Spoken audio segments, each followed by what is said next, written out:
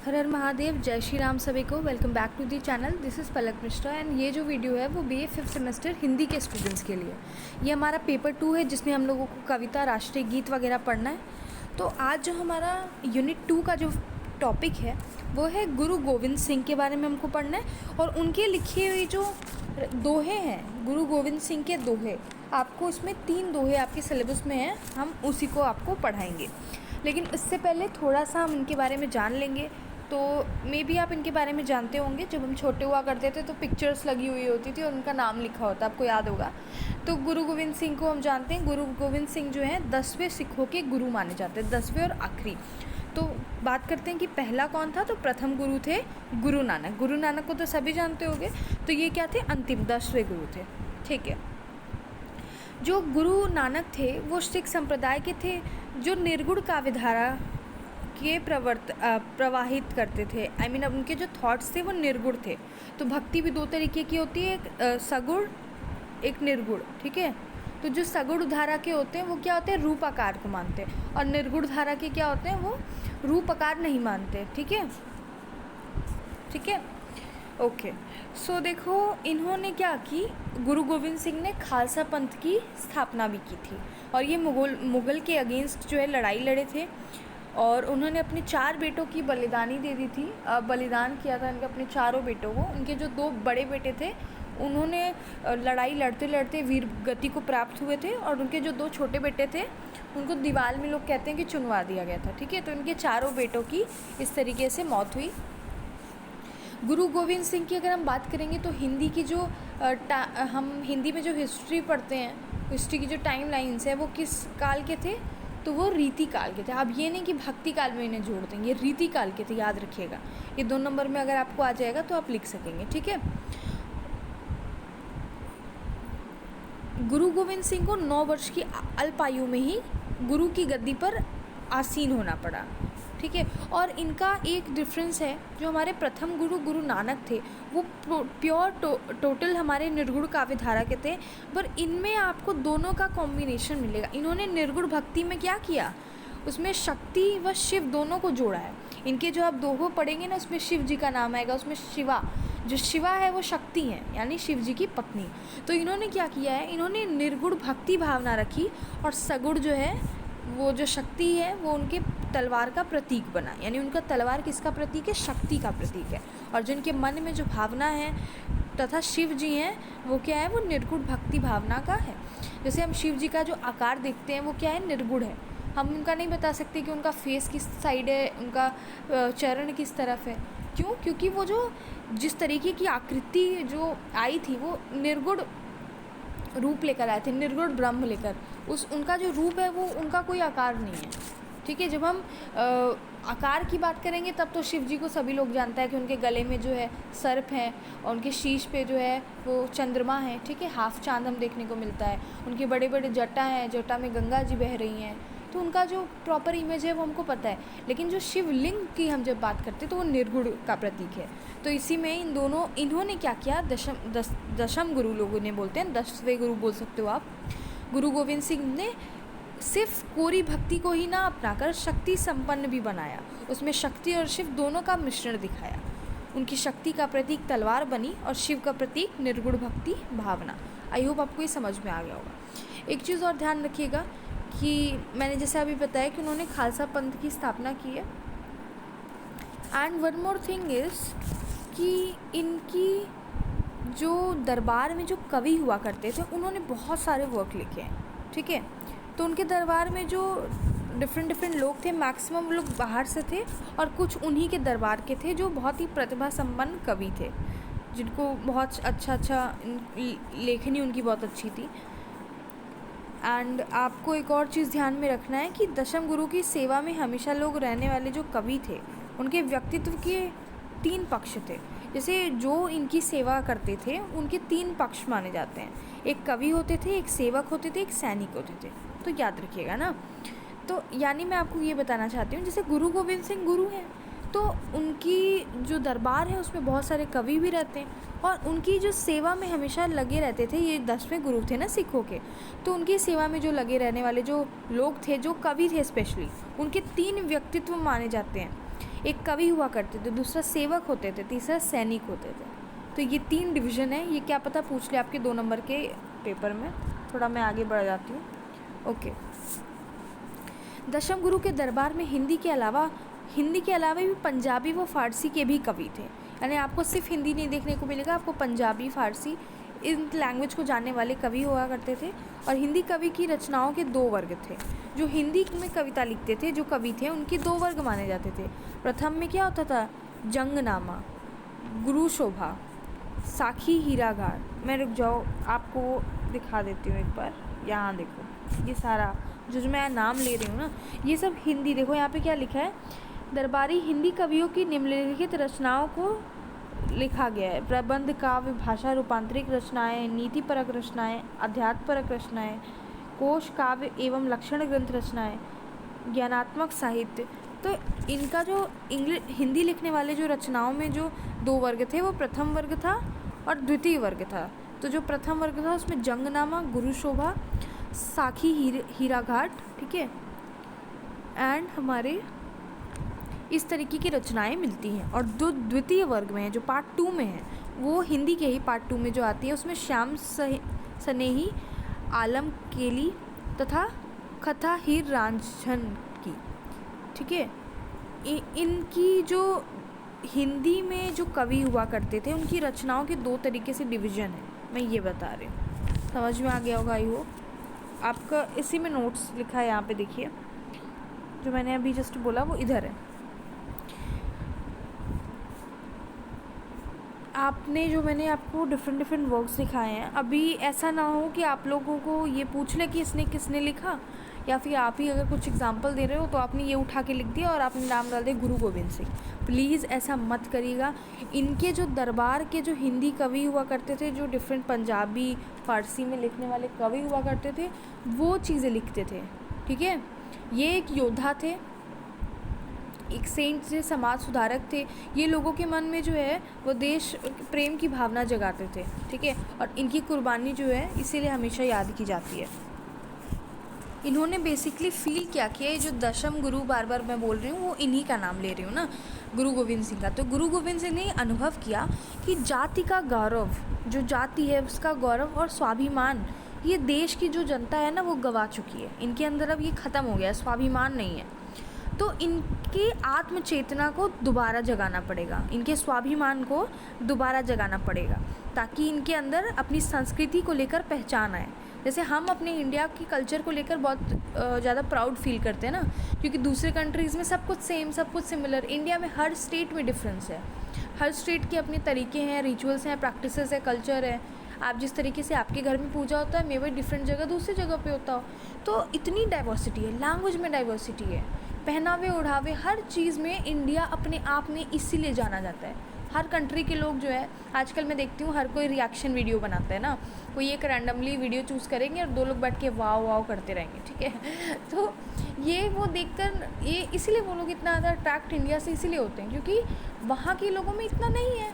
वहाँ के लोगों में नॉर्मल सा थोड़ा बहुत फेस्टिवल्स होता है। यहाँ तो भाई हर महीने फेस्टिवल पड़ रहा है ना, हर महीने आपको फेस्टिवल मिले। कभी होली आ रहा है, दिवाली आ रहा है, दशहरा आ रहा है, फिर कुछ आ गया, नवरात्रि आ गई हमारी, है ना, फिर रामनवमी आ गई। अभी देखो हमारे नवरात्रि में दुर्गा पंडाल लगेगा, दुर्गा पूजा होगा। तो इस तरीके की चीज़ें हमें देखने को मिलती है। तो डिफरेंस तो है ही, लोग गरबा कर रहे हैं, हर जगह डांडिया नाइट हो रहा है, आपके कॉलेज में भी होता होगा। तो कितना डिफरेंस है। तो इसी वजह से ये बहुत जानते हैं। तो ये चाहते थे कि संस्कृति को लेकर जो लोग पहचाने, उसकी रिस्पेक्ट करें और स्वाभिमान हो उनमें। तो वे जानते थे कि संपूर्ण सांस्कृतिक जीवन की अभिव्यक्ति साहित्य के माध्यम से ही संभव है। इसी कारण उन्होंने भक्ति और शक्ति साधन के लिए महान साहित्यिक यज्ञ को भी शुभारंभ किया, और इस यज्ञ के स्वयं ही वे पुरोहित भी बने तथा 16 वर्ष की आयु में उन्होंने अपनी प्रथम रचना प्रस्तुत की, ठीक है। तो उन्होंने जब 16 साल के थे ना, तो उन्होंने अपने पहले वर्क को प्रस्तुत किया। क्यों प्रस्तुत किया, अब ये भी पूछ सकता है। तो बता दो कि किसी के भी मन में आत्मविश्वास, अपने देश के प्रति सम्मान, देश के प्रति जो जान देने की जो फीलिंग है, देश को लेकर स्वाभिमान, इसको जगाने का सबसे ज़्यादा काम साहित्य ही करता है।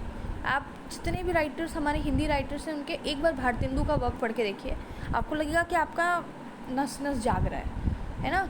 और हमारे इतने सारे राइटर्स हैं, आप प्रेमचंद की जो चीज़ें पढ़ के देखिए, प्रेमचंद में तो उन्होंने सोसाइटी को लेकर बहुत बात की है। भारतेंदु जैसे कवि हैं वो लेकर इंडिया को लेकर बहुत बात करते हैं, इंडिया, हिंदी, ये इनका मेन थीम रहता है, देश प्रेम इनका मेन थीम रहता है, समझ रहे हो। ओके, तो इन्होंने भी 16 साल की एज में पहला प्रथम प्रस्तुति दे दी। पावंटा आनंदमपुरम में ही उनकी निजी साहित्य सर्जना शुरू हुई। तो इस जगह ही उन्होंने अपने जो साहित्य की जो पहला स्टेप है वो लिया था। उनके दरबार का संपूर्ण वातावरण निर्गुण भक्ति, सशस्त्र राजनीति, और उनके जो दरबार में जितने सारे लोग थे वो निर्गुण धारा विचारधारा के थे और सशस्त्र राजनीति वाले थे, और उनके पूरा वातावरण उसी तरीके का साहित्य से ओतप्रोत था। ठीक है,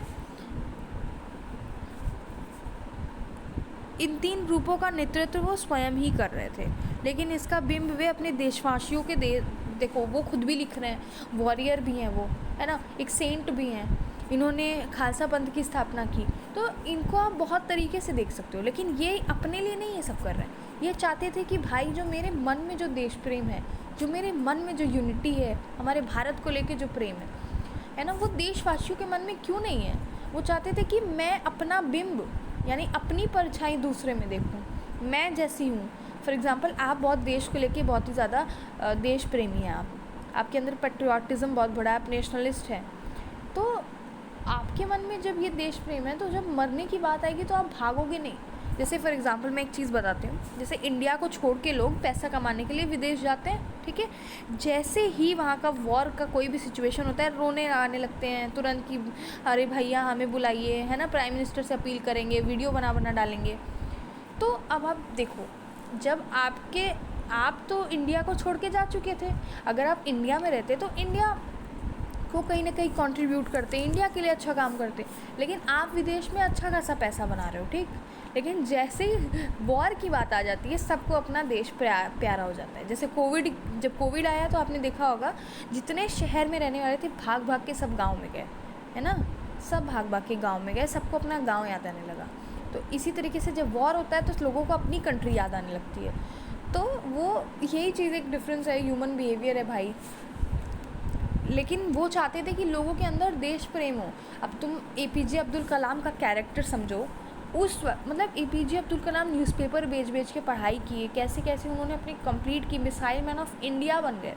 उन्होंने इतने ज़्यादा ह्यूज अमाउंट को ठुकराया था जो विदेश से आया था। आप खुद इमेजिन करके देख लो कि उनकी मेंटालिटी अपने देश को लेकर क्या थी। वरना अगर आज के ज़माने के लोग तो भाई निकल लेंगे कि भाई मुझे पैसा मिल रहा है मैं पैसा करूँगा, उस वक्त उन्होंने अगर वो ऑफ़र एक्सेप्ट कर लिया होता तो शायद इंडिया उस लेवल पे मिसाइल। और तुम्हें पता है जब आप लोग को पता है, जब आप देखेंगे इकोनॉमिस्ट को और APJ अब्दुल कलाम को, मैंने उनकी बुक पढ़ी है और उनकी बुक में उन्होंने लिटरली ये चीज़ स्टेट किया है, क्योंकि हमारे जो इकोनॉमिक्स है ना, मुझे लगता है अमर्त्य सेन का ही नाम था वहाँ पे, वो एक डिफरेंट एंगल सोचते हैं, उनके अकॉर्डिंग मिसाइल्स वगैरह नहीं बननी चाहिए, है ना। और APJ अब्दुल कलाम बिल्कुल इसके अपोजिट थे, और उनकी क्लास में ही इसी से रिलेटेड कोई उससे क्वेश्चन भी पूछा था। तो बहुत ही इंटरेस्टिंग है वो बुक, मैं आपको वो बुक का नाम कमेंट सेक्शन में पेस्ट कर दूँगी। एंड उस बुक को पढ़ने के बाद इतना अच्छा फील हो रहा था, लिटरली ऐसा लग रहा था कि भाई उनकी बुक में उनकी ऑटोबायोग्राफी है ऑफ कोर्स, एंड उस ऑटोबायोग्राफी को पढ़ के आपको इतना अच्छा फील होगा उस पर्सनालिटी के बारे में जब आप जानेंगे। तो उनको एज अ टीचर, वो अपने आप को एज अ टीचर देखते थे, समझ रहे हो, और वो इतने ज़्यादा ह्यूज अमाउंट को ठुकरा सकते हैं अपनी कंट्री के लिए। तो उस व्यक्ति का देश प्रेम देखो, है ना, चाहते तो वो भी चले जाते, उन्हें क्या था भाई, इतने साल गरीबी में बिताए, ठीक है, डिफरेंट कल्चर को देखें और अपनी पढ़ाई पेपर बेचे किए, और इतने सारा पैसा जब एक साथ हाथ लगता तो उन्हें क्या मतलब, छोड़ के चले जाते, लेकिन ऐसा नहीं किए।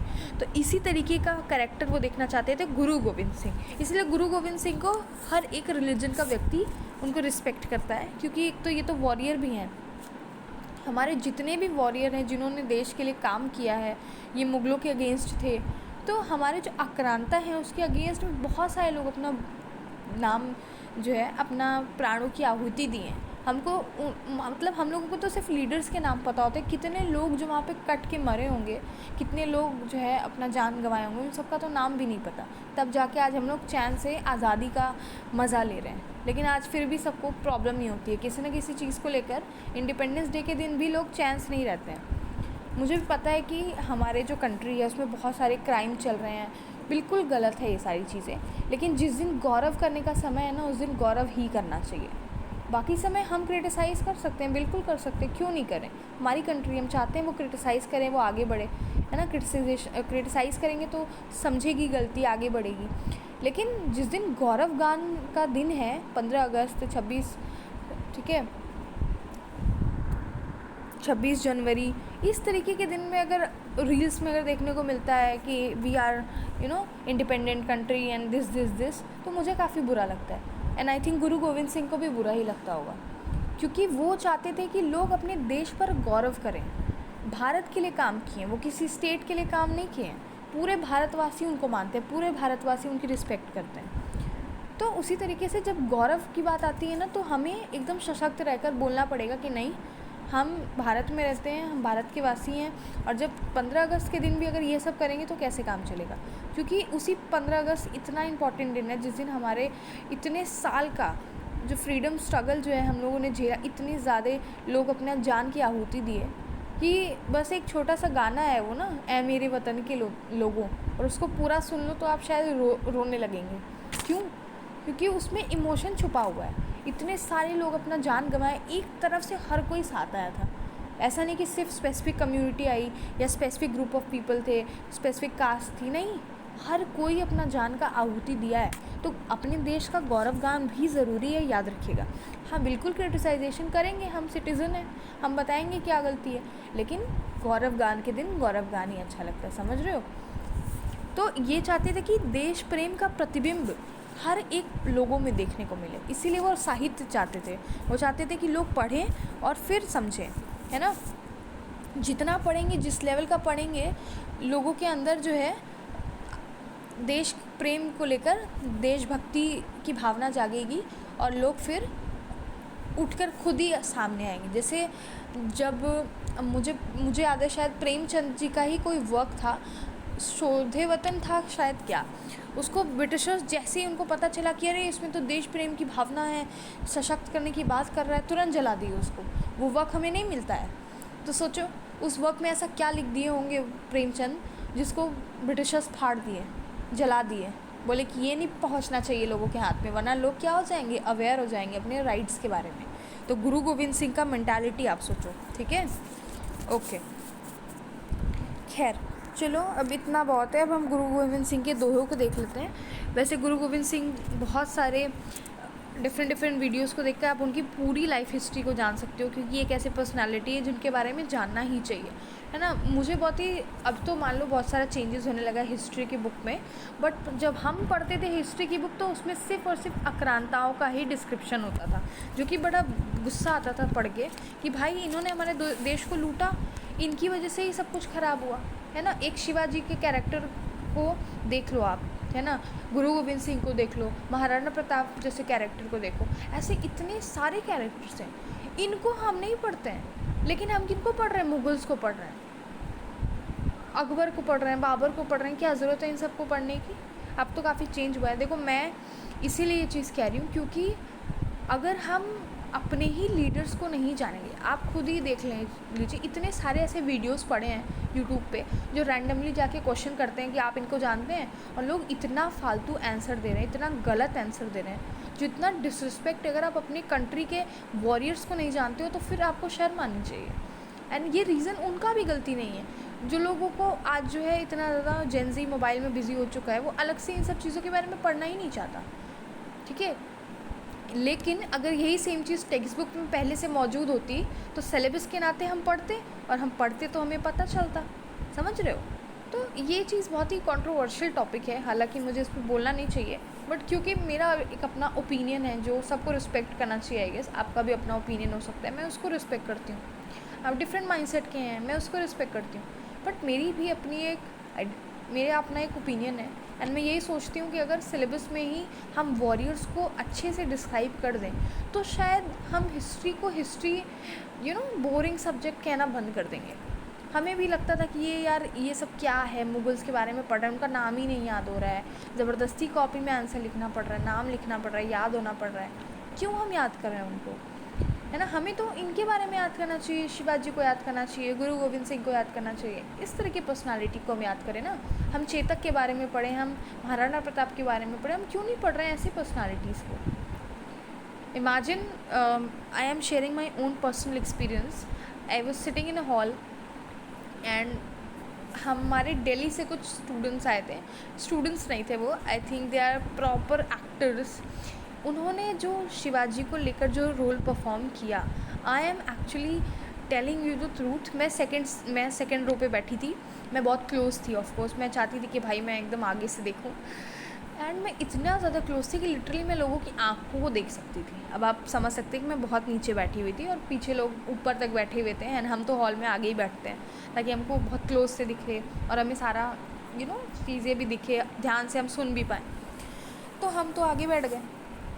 लिटरली जो शिवाजी का कैरेक्टर प्ले किया, तो उसमें जैसे जैसे सिचुएशंस दिखाए गए कि कैसे गाय काटी जा रही हैं, कैसे मंदिरों पे उसका खून छिड़का जा रहा है, वो प्रॉपर उसी एक्ट पे जिस तरीके से जैसे ही ये चीज़ सुने, जो शिवाजी का कैरेक्टर रोल प्ले कर रहा था, उसके आँख में आँख बंद किया और जैसे ही ओपन किया ना अपनी आईज, उसके आँख में आंसू था। एंड जिस तरीके का वो परफॉर्मेंस दिया, लिटरली हम लोगों को ना एकदम गूज़बम्स आ रहे थे, ऐसा लग रहा था कि ये एज अ कैरेक्टर प्ले हो रहा है तो हम लोगों को इतना अच्छा लग रहा है, जो रियल पर्सन होंगे वो कैसे होंगे।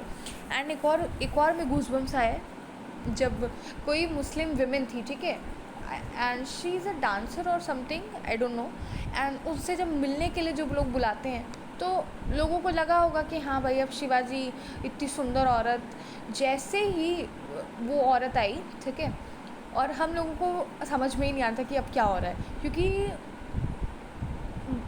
पता नहीं कौन बानो करके थी वो, ठीक है, उस कैरेक्टर का नाम नहीं याद आ रहा है, तो वो बहुत ही ज़्यादा ब्यूटीफुल थी, है ना। तो लोगों को लगा कि भाई अब शिवाजी उन्हें बुलाए हैं तो भाई क्या पता, जैसे ही वो इंटर की उन्होंने माता वर्ड यूज़ किया, लिटरली हम सारे के आँख में आंसू आ गए। तो आप इमेजिन कर लो उस कैरेक्टर के बारे में, ये सब आपको नहीं पढ़ाया जाएगा, इसके लिए आपको खुद से पढ़ना पड़ रहा है, इसके लिए आपकी बुक्स में क्यों नहीं दिया हुआ है भाई।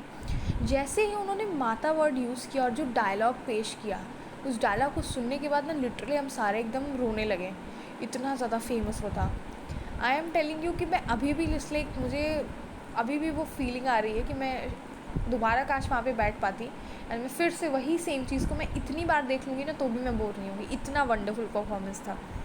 तो मुझे इतने करीब से वो जाने का मौका मिला। तो सोचो थिएटर की वजह से हमें रियलिस्टिक चीज़ें कैसे देखने को मिलती है। मुझे ऐसा लगता है कि हिस्ट्री पढ़ाने का भी एक तरीका होता है, क्योंकि जब हम हिस्ट्री पढ़ते थे एकदम टेक्स्ट बुक को लेकर जब पढ़ते थे तो ऐसा लगता था कि क्या हो रहा है ये, है ना, बहुत डिफ़िकल्ट था। एंड जब हमारे टाइम में तो मोबाइल्स को यूट्यूब यूजुअली कोई नहीं पढ़ता था, सब बुक से ही पढ़ते थे ना। यूट्यूब तो इसलिए अब हर जगह पढ़ाने लगे हैं लोग, तो बहुत ही फेमस हो गया है।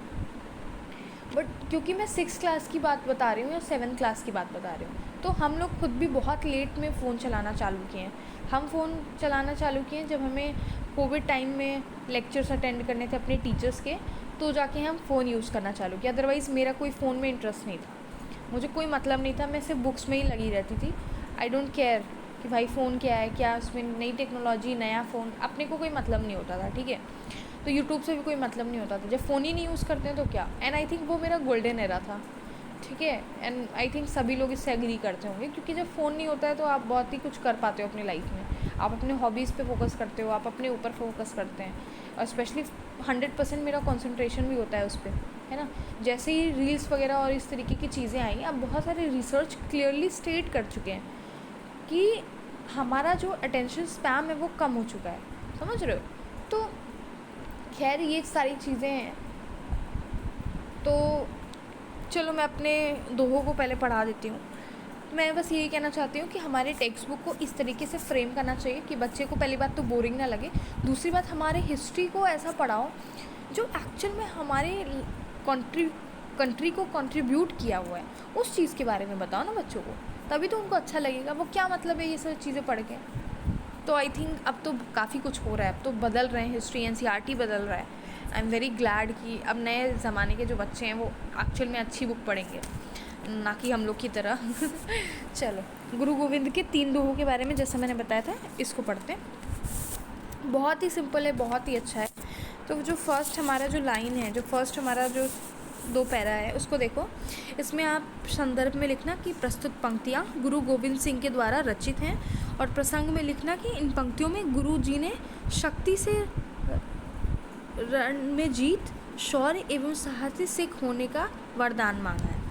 तो वो क्या बोलते हैं कि गुरु गोविंद सिंह यह वरदान मांगते हैं कि हे शिवा, यानी हे शिव जी की पत्नी यानी पार्वती जी, शुभ कार्य करने से पहले मैं कभी ना डरूं। ठीक है, भाव यह है कि शक्ति से उन्होंने एक ऐसा वरदान मांगा है, ऐसा कामना की है, जो वो कहते हैं कि मैं एक अच्छा कार्य करने से, शुभ कार्य करने से कभी भी ना डरूं, कभी भी ना टरूं। वह आगे कहते हैं कि उन्होंने वरदान में क्या मांगा कि वो शत्रुओं से लड़ते समय बिल्कुल भी डरे ना, भयभीत ना हो, और अपनी जीत क्या करें, सुनिश्चित करें। आप लाइन में भी थोड़ा थोड़ा पकड़ सकते हो, जीत करो। तथा मैं ईमानदारी व गुरूर से परिपूर्ण सच्चा सिख बनूं, मेरी यही कामना है। मेरी यह क्या कामना है कि मैं संघर्ष करता रहूं और युद्ध भूमि में मरूं। युद्ध भूमि में इन्हें वीरगति प्राप्त होने की इच्छा है। भाव यह है कि गुरु गोविंद सिंह अपना शौर्य, साहस व ईमानदारी व्यक्तित्व की कामना कर रहे हैं। अब नेक्स्ट देख लीजिए, इसमें विशेषता में यही लिख लीजिएगा कि उन्होंने शिवा से अपने लिए वीरता का वरदान मांगा है और वीर गति प्राप्त होने का वरदान मांगा है। वो कहाँ मरना चाहते हैं, युद्ध भूमि में मरना चाहते हैं। हर एक योद्धा युद्ध भूमि में ही अपने प्राण को त्यागना चाहता है, समझ रहे हो। सेकंड देखिए, गुरु गोविंद सिंह जी कहते हैं कि मेरे मुख से हमेशा आपका नाम निकले, यानी मुख जहाँ ही निसापति की सम है,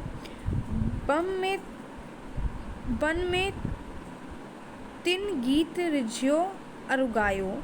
अब इसमें वो कहते हैं कि मेरे मुख से हमेशा आपका नाम निकले, मैं आपका ही गुणगान करता रहूं। तो वो शिवा को कह रहे हैं कि मैं हमेशा सत्य के मार्ग पर चलूं और हरि का ही गुणगान करूं, क्योंकि इस दुनिया में छलने वाले बहुत से लोग हैं, उनको छलने में कोई देर नहीं लगती। बेसिकली इसमें थोड़ा सा ना पंजाबी भाषा का टच दिया हुआ है। भाषा पंजाबी शब्दावली युक्त है, इसी वजह से आपको लग रहा होगा कि कुछ कुछ चीज़ें जो हैं अजीब हैं। जब आप पढ़ोगे तो उसको समझ में आएगा। तो जो हमारा फर्स्ट लाइन था वो बहुत ही ज़्यादा सिंपल था। सेकंड लाइन में वो यही बोलना चाह रहे हैं कि मेरा मुख है वो हमेशा आपका नाम सुमिरन करता रहे। और रिझियो का मतलब होता है रिझाना, ठीक है, रिझाया। तीन का मतलब होता है इसमें, ठीक है, और मुख का तो मतलब आप जान ही रहे हो। मैं हमेशा सत्य के मार्ग पर चलता रहूँ और हरि का गुणगान करता रहूँ। अब थर्ड एंड लास्ट देख लीजिए। इसमें तो आप देख लीजिएगा विशेषता में आपको पंजाबी युक्त शब्दावली का प्रयोग। अब सेम लिख लीजिए, संदर्भ में सेम लिखिएगा, प्रसंग भी सेम लिख लीजिएगा। व्याख्या में आप देखिए इसमें क्या बोल रहे हैं। गुरु गोविंद सिंह कहते हैं कि भगवान को प्रसन्न करना चाहिए, भगवान को सभी प्रकार से रिझाना चाहिए, क्योंकि उन्हीं में सारा जगत समाया है। इस लास्ट लाइन में वो इसमें भी पंजाबी युक्त शब्दावली का प्रयोग किया गया है। इसमें वो कहते हैं कि हमें क्या करना चाहिए, ईश्वर को प्रसन्न करके रखना चाहिए, ईश्वर की हमेशा हमें रिझाना चाहिए, उनको हमेशा मनाना चाहिए, उनका हमेशा गुणगान करते रहना चाहिए, क्योंकि उन्हीं में सारा जगत समाया है। ठीक है, खैर मैं एक चीज़ और बोलना चाहती हूँ। ये तो हो गया कंप्लीट, हमें 3 ही तो पढ़ना था। जो भी मैं आई नो कि बीच बीच में आपको डिस्टर्बेंस होती होगी कि मैं इतना एक्स्ट्रा ज्ञान क्यों देती हूँ, but honestly speaking now days education का जो फील्ड है वो अपने आप में ही बहुत ही फेलियर वाले स्टेज पे चल रहा है। पता है क्यों? क्योंकि अगर आप इतने ज़्यादा एजुकेटेड हो फिर भी आप क्राइम में इन्वॉल्व हो रहे हो, है ना, फिर भी अगर आप गलत काम में साथ दे रहे हो, तो सबसे बड़ी बात है कि हमारा आज का एजुकेशन मोरल वैल्यू 0% सिखा रहा है। यही रीज़न है, हम छोटे होते थे तो हम मोरल साइंस की किताब पढ़ते थे और इसमें ना एक सिचुएशनल बेस्ड क्वेश्चन ज़रूर होता था कि अगर आपका दोस्त गड्ढे में गिर जाए तो आप क्या करोगे, अगर आप चलते चलते आप किसी डॉगी को देखें कि वो रोड पे आने वाला है तो आप क्या करोगे। इस तरीके के बहुत सारे क्वेश्चन होते थे। अब हम धीरे धीरे बड़े होते आ रहे हैं तो उन सब चीज़ों को भूलते जा रहे हैं, तो अपने आप में ही एक एजुकेशन का फेलियर है। ठीक है, आज के ज़माने में लोग हमारे लॉज का गलत इस्तेमाल कर रहे हैं। फॉर एग्ज़ाम्पल मैं लड़की हूँ एंड मैं किसी पे भी झूठा इल्ज़ाम बस उसको सबक सिखाने के लिए लगा रही हूँ। ठीक है, तो फॉल्स एलिगेशन भी हो रहा है। तो मैं इतनी पढ़ी लिखी हूँ लेकिन फिर भी मैं ऐसा काम कर रही हूँ, तो इसमें भी तो एजुकेशन सिस्टम एक क्वेश्चन मार्क के अंतर्गत आ जाता है ना। ठीक है, ऐसे ही सेम लड़का भी कर रहा है, उसको पता है कि ये क्राइम कर रहा है लेकिन फिर भी वो कर रहा है। पढ़े लिखे व्यक्तियों के घर में इतने सारे नोटों की गड्डियाँ मिल रही हैं, उनको पता है कि करप्शन क्या है, छोटे से पढ़ रहे हैं करप्शन मिटाएंगे। जब छोटे होते हैं तो बोलते हैं करप्शन मिटाएंगे, जब बड़े होते हैं तो उसी का पार्ट बन जाते हैं।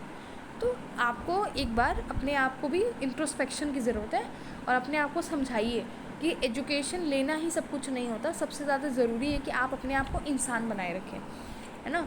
पहले के ज़माने में लोग अनपढ़ हुआ करते थे तो भी इतनी क्राइम रेट नहीं होते थे। आज के ज़माने में लोग नेक्स्ट लेवल पढ़ लिए हैं तो नेक्स्ट लेवल क्राइम पे भी जा चुके हैं हम लोग। एकदम हर दिन क्राइम रेट, हर दिन नया नया क्राइम, न्यूज़पेपर उठाओ नहीं कि हर एक पेज पे ये हो गया वो हो गया। So this is a failure of education.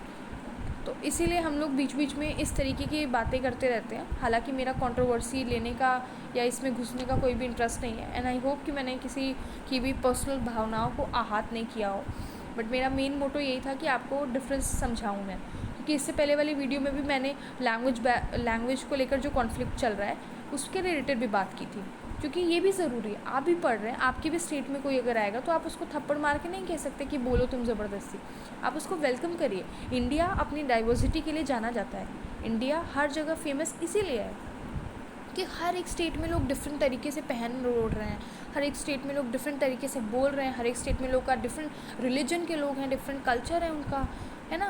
इतनी सारी वैरायटीज़ किसी एक कंट्री में मिल रही है ना, वो इंडिया ही है, इसलिए इंडिया इतना फेमस है। तो एटलीस्ट हमें इंडिया की आन बान शान की रक्षा करनी चाहिए। ऐसा ही हमारे हर एक कवि, हर एक सेंट का मानना है, हर एक समाज सुधारक का यही मानना है ना। तो आई होप कि मैं कुछ पॉजिटिव इम्पैक्ट आपके लाइफ में डाल पाऊँ and I am really sorry अगर मैं आपका टाइम वेस्ट कर रही हूँ। तो thank you very much guys for watching this video. I hope आपको थोड़ा बहुत समझ में आया। Thank you so much, you can give your feedback. Okay, thank you, जय हिंद।